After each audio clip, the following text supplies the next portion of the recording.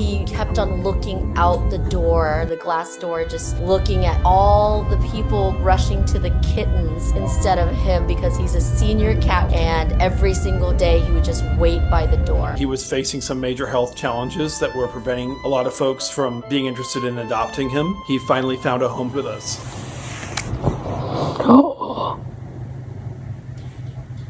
We're Carly and Sebastian, and this is Steve's story for GeoBeats. He is about 11, 12 years old, has been homeless his entire life. The community where he lived just fed him. Can mommy have her phone back? He was brought into the shelter because he was very, very sick. The shelter healed him enough so that he can get adopted out.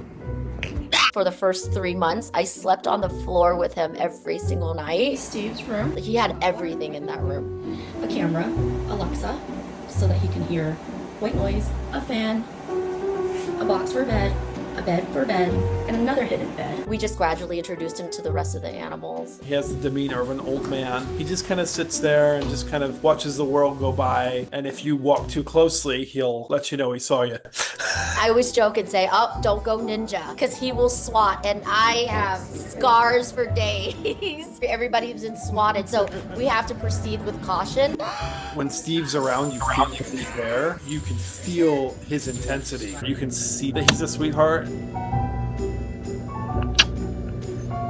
But he had to survive on the streets for that first 90% of his life, where something would happen and he would have to react to it. So he's conditioned to be that way. If I get up in the middle of the night to use the bathroom or get a glass of water, Steve will be following me. And what he does is, if you go to the restroom, he kind of sits there and guards you.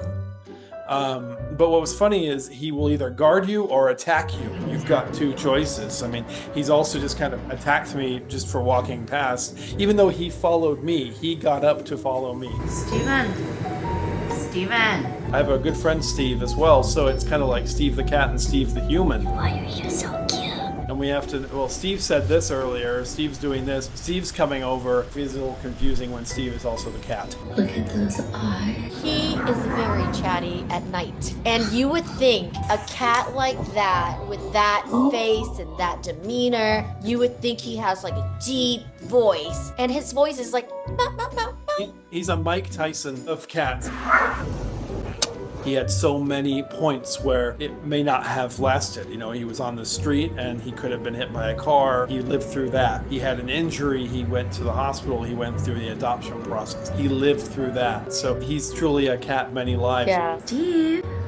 Oh. Just the other day, we were both like just laying on the bed talking, and he hops up onto the bed and wedges himself in the middle of us to be the middle spoon and just chill. Now, that's when we're like, okay, Steve is here, great.